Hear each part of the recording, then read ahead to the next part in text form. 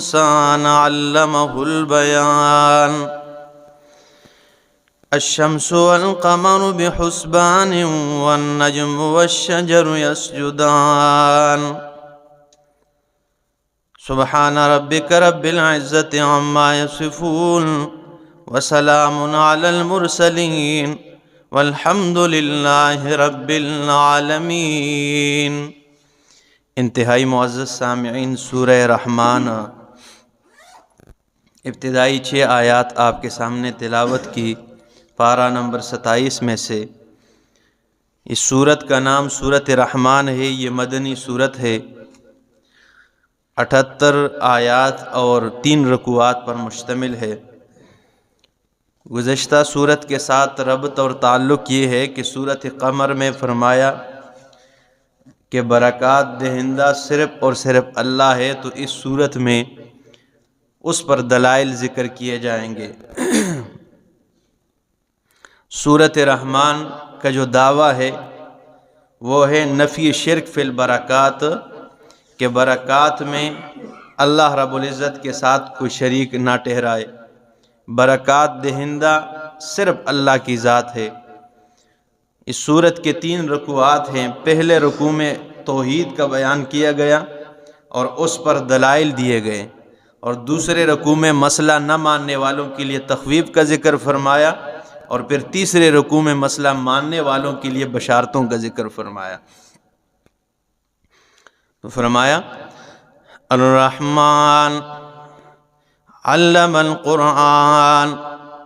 الرحمن، اللہ رب العالمین کے تمام صفات میں سے اگر غور کرے تو سورہ رحمان کی ابتدا میں رحمان کا ذکر فرمایا ہے۔ صفاتی نام تو بہت ہے، لیکن رحمت کرنے والا، اور ہر انسان، ہر جن جو ہے اللہ کی رحمت کا محتاج ہے۔ ہر بندہ اس انتظار میں ہے کہ اللہ کی رحمتوں کی برسات ہو اور رحمتیں آ جائے کسی بھی طرح۔ تو اللہ کے صفاتی نام میں سے رحمان کو چنا ہے اور اس کا انتخاب فرمایا، رحمت کرنے والا۔ علم القرآن، دیکھیے ذرا، اللہ نے بہت کچھ سکھایا ہے۔ اللہ نے تمہیں کھانا کھانا سکھایا ہے، اللہ نے تمہیں پانی پینا سکھایا ہے، اللہ نے تمہیں چلنا سکھایا ہے، اللہ نے تمہیں بہت کچھ سکھایا ہے، لیکن سب سے بڑی نعمت کا ذکر فرمایا علم القرآن، اللہ نے تمہیں قرآن سکھایا ہے۔ دیکھیں، سکھایا تو اس نے بہت کچھ ہے نا، لیکن یہاں پہ انتخاب کن چیزوں کا کیا ذرا دیکھنا اس صورت میں۔ تو فرمایا علم القرآن، اللہ نے تمہیں قرآن سکھایا ہے۔ خلق الانسان، اللہ نے اونٹ بھی پیدا کیا ہے، اللہ نے ہاتھیوں کو بھی پیدا کیا ہے، اللہ نے کتنے مخلوقات کو پیدا کیا ہے، اللہ نے جنات کو بھی پیدا کیا ہے، اللہ نے فرشتوں کو بھی پیدا کیا ہے، لیکن اشرف المخلوقات انسان کا ذکر فرمایا ہے۔ مخلوقات تو بہت سارے، 18,000 سے اوپر بتاتے ہیں، ٹھیک ہے، 28,000، لیکن یہاں پہ کس کا ذکر کیا؟ فرمایا خلق الانسان، اللہ نے انسان کو پیدا کیا ہے۔ علمہ البیان، اللہ نے تمہیں ہر چیز سکھائی ہے، لیکن سب سے بڑی نعمت کا ذکر فرمایا کہ اللہ نے تمہیں بیان سکھایا ہے۔ بیان کا مطلب یہ نہیں کہ ہر بندہ خطیب بن جائے اور ممبر پہ کھڑا ہو کے بیان، نہیں، علمہ البیان، اس نے تمہیں بولنا سکھایا ہے۔ یعنی جانور ہے، بیل کو دل میں اگر درد بھی ہو جائے، بیل آپ کو بتا نہیں سکتا ہے کہ میرے آج دل میں درد ہو رہا ہے، بیل آپ کو یہ نہیں بتا سکتا ہے میرے کان میں درد ہو رہا ہے۔ یعنی جتنے بھی جانور ہے وہ باقی مخلوقات اپنے دل کی حالت بیان نہیں کر سکتے ہیں، آپ بیان کر سکتے ہیں، آپ بتا سکتے ہیں مجھے تکلیف ہے بھائی، آپ بتا سکتے ہیں آج مجھے بخار ہے، ٹھیک ہے نا۔ یہ تھوڑی نعمت ہے کہ آپ اپنا اظہار معافی ضمیر کر سکتے ہیں۔ تو اس کا ذکر فرمایا۔ اس میں اشارہ یہ بھی ہے کہ علم القرآن، الرحمن، وہ رحمتوں والا ہے، وہ تمہارے اوپر رحمت و مہربانیاں کرتا ہے۔ علم القرآن، اس نے تمہیں قرآن سکھایا ہے۔ خلق الانسان، اس نے تمہیں انسان پیدا کیا ہے، اتنے اشرف المخلوقات میں بنایا ہے۔ علمہ البیان، اس نے تمہیں بیان بھی سکھایا ہے، تو کیوں میرے قرآن کو بیان نہیں کرتے ہو؟ جب اس نے اتنی نعمتیں کی ہیں تو پھر کیوں اس کو چھپا بیٹھے ہو؟ اس کو بیان کر دو، اگر سکھایا ہے تمہیں اللہ نے۔ اچھا آگے فرمایا الشمس والقمر بحسبان، الشمس سورج کو، والقمر اور چاند کو، بحسبان چلتے ہیں، بحسبان ایک حساب سے، سورج اور چاند جو ہے وہ ایک حساب سے چلتے ہیں۔ والنجم والشجر اور ستارے اور درخت جو ہے، یسجدان اللہ کے بارگاہ میں سجدہ کرتے ہیں۔ لیکن یہاں مفسرین فرماتے ہیں والنجم، نجم جن سے ستارے کو بھی کہتے ہیں، والنجم اور نجم جو ہے پودوں کو بھی کہتے ہیں، تو یہاں معنی کریں گے والنجم اور یہ پودے، والشجر اور یہ درخت، سب کے سب اللہ کے حضور سجدہ کرتے ہیں۔ یہاں پہ علماء فرماتے ہیں نجم کا معنی یہ پودے اس لیے کیا ہے کہ اللہ کا کلام بے ربطہ نہیں ہو سکتا ہے، اور یہاں پہ ستاروں اور درختوں کا آپس میں جوڑ کوئی نہیں ہے، کہ ستارے اور درخت یعنی اس کا جوڑ کوئی نہیں ملتا نا، تو اس لیے نجم کہتے ہیں، عربی زبان میں پودوں کو بھی کہتے ہیں، تو یہاں معنی پودے کریں گے۔ تو فرمایا والنجم والشجر، یہ پودے ہیں، والشجر اور یہ درخت بڑے بڑے، یسجدان یہ سجدہ کرتے ہیں۔ لیکن اس کے سجدے کا ہمیں اور آپ کو نہیں پتہ ہے، جو لوگوں نے بنایا ہوا ہے، ٹھیک ہے نا، سجدہ کیا درختوں نے، تو ایک بندے نے اس کے ساتھ کٹا باندھ لیا، تو صبح جب وہ اٹھا تو وہ اوپر لٹک رہا تھا، اس لیے کہ درخت چونکہ سجدے سے اوپر ہو گیا تھا۔ یہ چیز ہمیں نہیں معلوم ہے، یہ کس طرح تسبیح کرتے ہیں، کیسے سجدہ کرتے ہیں، یہ کوڑ کو باڑ ہے، ٹھیک ہے نا، لیکن رب نے بتا دیا، ہمارا اس پہ آمنا وسلمنا کہ ہاں یہ سجدہ کرتے ہیں، اور سب اللہ کی تسبیح میں مصروف ہے۔ تو فرمایا والنجم والشجر اور یہ پودے، والشجر اور درخت، یسجدان سجدہ کرتے ہیں، والسماء رفعها اور آسمان کو اللہ نے بلند فرمایا ہے، ووضع المیزان اور میزان رکھا ہے، ترازو رکھا ہوا ہے، جن پہ سب لوگوں کے اعمال تولے جائیں گے، وہاں پر اعمال کا وزن ہوگا، ٹھیک ہے نا، گنا نہیں جائے گا کہ اس کے اعمال 100 ہے، ٹھیک ہے نا، یہ 1000 ہے، نہیں گنا نہیں جائے گا، تولا جائے گا، ٹھیک ہے نا، کہ وزن کتنا زیادہ ہے، اس میں عمل کتنا زیادہ ہے۔ تو فرمایا والسماء رفعها اور آسمان کو اللہ نے بلند فرمایا ہے، ووضع المیزان اور ترازو کو رکھا ہے، اللہ تطغوا فی المیزان یہ کہ تم میزان میں تولنے میں بغاوت نہ کرو، تاکہ تم سرکشی نہ کرو، زیادتی نہ کرو تول میں، ٹھیک ہے نا، زیادتی نہ کرنے کا اللہ نے حکم دیا، ٹھیک ہے نا۔ رمضان کا مہینہ ذرا آنے دو پھر کیا ہوتا ہے، ٹھیک ہے نا۔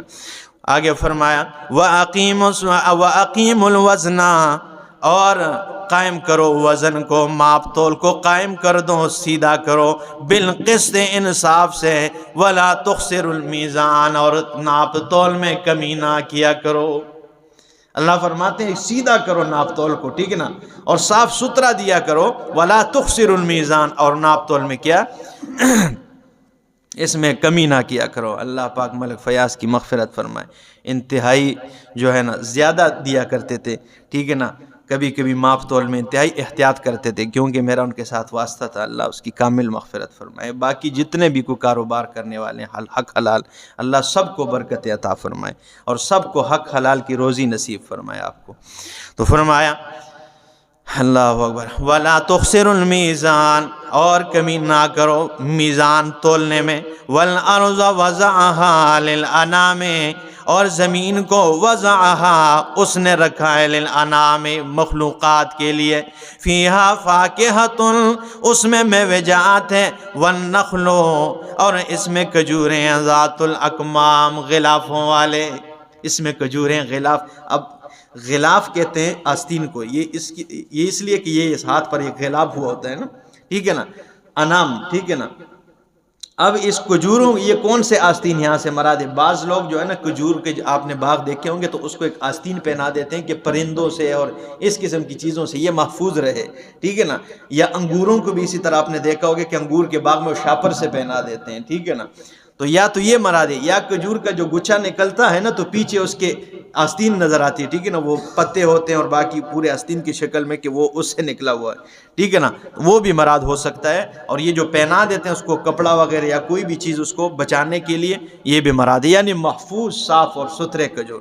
تو فرمایا فیہا فاکہۃ، اس زمین میں میوے جات ہے، والنخل، اور اس میں کھجورے ہیں، ذات الاکمام، غلافوں والے، والحب، اور دانا، ذو العصف، بھوسے والے، والریحان، اور خوبصورت پھول خوشبودار، ٹھیک ہے نا، والحب، اور دانے، ذو العصف، بھوسے والے۔ دیکھیں نا کس کا ذکر کیا، بھوسے کا بھی ذکر کیا کہ دانا تم خود استعمال کرتے ہو اور بھوسا جو ہے نا اس کو جانوروں کو کھلاتے ہو، اور پھر یہ نہیں کہ دانا اور بھوسا اور اسی بھو میں آپ رہے، نہیں، خوبصورت پھول پیدا کیا تاکہ تمہیں خوبصورت اور اچھی قسم کی خوشبو بھی آتی رہے۔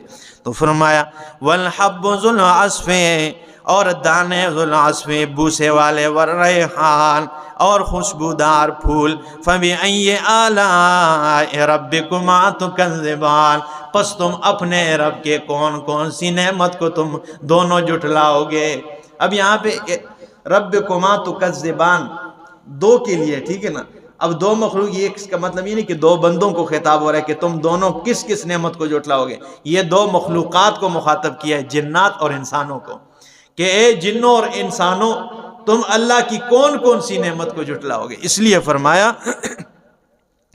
فَبِأَيِّ آلَاءِ رَبِّكُمَا تُكَذِّبَانِ، تم دونوں اپنے رب کی کون کون سی نعمت کو جھٹلاؤ گے۔ خَلَقَ الْإِنسَانَ مِنْ صَلْصَالٍ، پیدا کیا انسان کو، من صلصال، بجنے والی مٹی سے، کالفخار، ٹیکری کی طرح، بجنے والی مٹی، اب ٹیکری سے نہیں پیدا کیا لیکن ٹیکری کی طرح بجنے والی، جو اس طرح نا گھڑے کو آپ اس طرح کرے تو وہ ٹنگ ٹنگ کی آواز نکالتا ہے، تو بجنے والی صلصال اس کو کہتے ہیں کہ مٹی کو آگ میں پکایا جائے اور وہ سخت بن جائے، ٹھیک ہے نا، اس سے اللہ فرماتے ہیں انسان کو پیدا کیا ہے، یعنی انسانوں کے باپ حضرت آدم علیہ السلام کا ذکر ہو رہا ہے، بنیاد وہاں سے۔ وَخَلَقَ الْجَانَّ، اب جب انسانوں کے دادا کا ذکر فرمایا، انسانوں کے باپ آدم کا ذکر فرمایا، اب جنات کے باپ کا ذکر کیا جس کو جان کہتے ہیں، جنات کی جیسے انسانوں کا باپ آدم علیہ السلام ہے، اس طرح جنات کا جان ہے، تو فرمایا وَخَلَقَ الْجَانَّ، اور پیدا کیا جان کو، مِن مَارِجٍ مِّن نَار، آگ کے شعلے سے اللہ نے اسے بنایا ہے، آگ کے بڑکتی ہوئے آگ کے شعلے سے بنا ہے۔ فَبِأَيِّ آلَاءِ رَبِّكُمَا تُكَذِّبَانِ، پس تم دونوں اپنے رب کے کون کون سی نعمت کو جھٹلاؤ گے۔ رب المشرقین و رب المغربین، جو رب ہیں مشرقین دونوں مشرقوں کا، و رب المغربین دونوں مغربوں کا مالک اور رب ہے۔ اب آپ کہیں گے کہ مشرق تو ایک ہے اور مغرب بھی ایک ہے، لیکن نہیں، گرمیوں کا مشرق الگ ہے کیونکہ گرمیوں میں اس سائڈ سے سورج نکلتا ہے، اور سردیوں کا مشرق الگ ہے جو ادھر سے نکل کے میرے گھر سے ہو کے جو ہے نا میرے گھر میں ایک ذرا بھی دھوپ نہیں لگتی اور ادھر سے گزر جاتے ہیں، اور گرمیوں کا مشرق ادھر سے کیونکہ میرے گھر کے اندر کونے میں دھوپ لگتی ہے، ٹھیک ہے نا، تو یہ الگ مشرق ہے، اور الگ پھر مغرب ہے، مغرب گرمیوں میں جو ہے نا ادھر مغرب ہوا کرتا، غروب ہوتا ہے، اور سردیوں میں آج کل کے حساب سے ادھر غروب ہوتا ہے، تو یہ مطلب ہے۔ یا دوسری بات یہ ہے کہ سورج کا اپنا ایک مدار ہے، ایک منزل ہے، اور اس کی 365 366 منزلیں ہیں، جتنے سال میں دن ہوا کرتے ہیں، ہر دن اس کی ایک الگ منزل ہے، اور اسی طرح چاند کے جو ہے نا اس کے 28 29 یا 30 منزلیں ہیں، 2 دن یا 1 دن یہ غائب رہتا ہے، اس کے بعد یہ طلوع ہو جاتا ہے، ٹھیک ہے نا، تو سورج کی اتنی منزلیں ہیں، تو اس لیے یہ سب مراد ہو سکتے ہیں علماء مفسرین نے۔ تو فرمایا رب المشرقین و رب المغربین، دو مشرقوں کا رب ہے، دو مغربوں کا رب ہے۔ فَبِأَيِّ آلَاءِ رَبِّكُمَا تُكَذِّبَانِ، پس تم اپنے رب کے کون کون سی نعمت کو تم دونوں جھٹلاؤ گے، یعنی جنوں اور انسانوں۔ مرج البحرین، جاری کر دیے چلائے 2 دریا، یلتقیان، آپس میں مل کر چلتے ہیں، بینہما برزخ لا یبغیان، ان دونوں میں اللہ نے پردہ بنا لیا ہے، لا یبغیان، وہ تجاوز نہیں کرتے ہیں۔ اٹک پل سے اگر آپ کا پشاور کی طرف گزرنا ہوا ہو، وہاں پر یہ مشاہدہ بندہ آسانی سے کر سکتا ہے کہ وہ 2 دریا آپس میں ملے ہیں لیکن ان کا پانی آپس میں ملتا کوئی نہیں ہے، ٹھیک ہے نا، آپس میں ایک پردہ ہے، ادھر سے کارا پانی آ رہا ہے، ادھر سے میٹھا پانی سفید رنگ کا پانی آ رہا ہے، آپس میں ملتے، ایسے ہی ملتا ہے اور آگے جا رہا ہے، ٹھیک ہے نا، وہ آپس میں ملتا نہیں ہے وہ پانی، رب کی طاقت ہے بھائی، وہ کر سکتا ہے۔ تو فرمایا بینہما برزخ لا یبغیان، ان کے درمیان برزخ پردہ ہے، لا یبغیان وہ تجاوز نہیں کرتے۔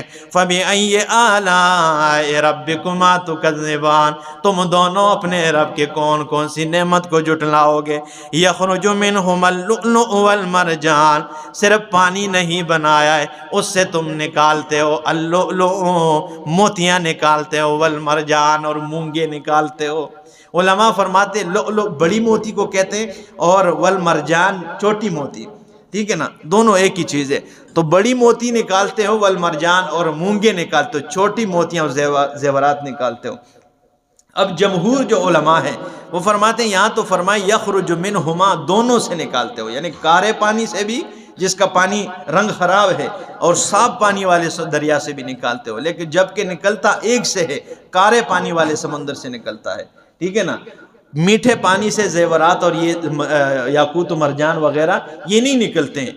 لیکن علامہ شنقیطی رحمہ اللہ، ان کی تفسیر ہے اضواء البیان فی ایضاح القرآن بالقرآن۔